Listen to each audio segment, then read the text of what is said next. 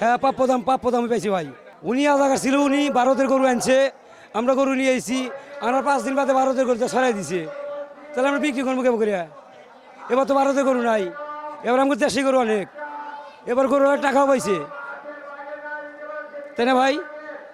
আমার মতন তো সবাই বলছে, কেউ তো বলেনি লোকসান দিছি, সবাই বলছে ভালো হয়েছে, তো এটাই ভালো ভাই।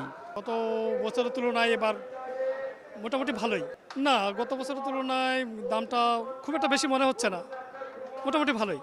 না, এরকম কোনো কিছু সমস্যা মনে হয়নি, যে একটা হাট যেভাবে পরিচালনা করার দরকার সেভাবে হচ্ছে। হইলো তো ইনশাল্লাহ হয়ে গেছে। তাও অনেক ঘুরে পরে এটা নিলাম, আবার ঘুরে আসছি দ্বিতীয়বার, কিন্তু এনারা এবার একটু বেশি, ওরকম আমি দেখতেছি না, কম। গতবার আরো 4, 5 এখানে কম, এবার অন্যবারের তুলনায় এবার অনেক কম এখানে।